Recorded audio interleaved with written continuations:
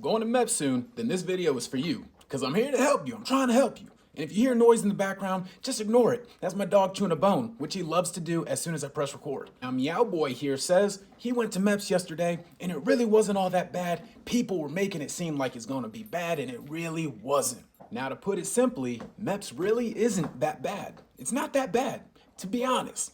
But it is important to understand, right?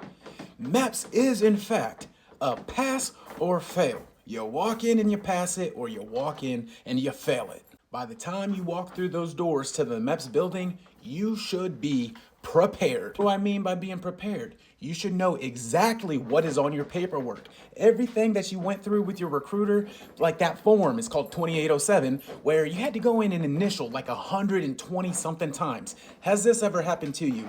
No. Has this ever happened to you?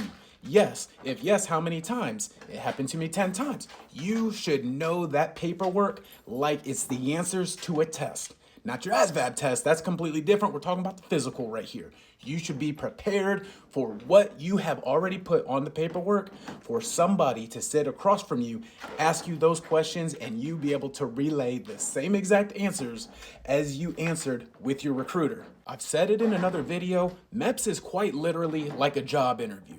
Right? You can go into a job interview, you can impress them, and you can get hired.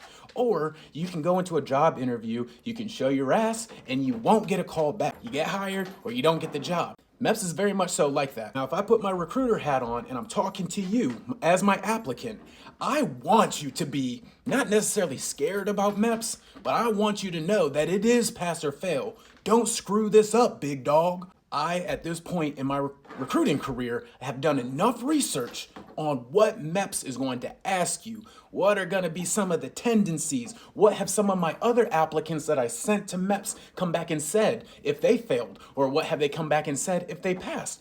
I'm taking all of this knowledge and I'm pouring it onto you to make sure that you are prepared. From all the people that I ever sent to MEPS when I was recruiting, of course I had some go there and be found not qualified. And of course I had a whole lot of people that were found qualified. And from those experiences, I can certainly say that for the most part, my applicants went there and came back and it went very smooth.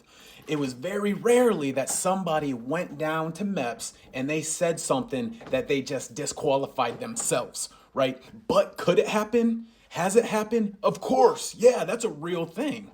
But more so than not, if somebody is found disqualified, it usually comes from something that maybe they just weren't aware of. They went in and they failed the hearing test. Maybe they went in and they found out that their vision was really bad, or maybe they were colorblind and didn't even know it, which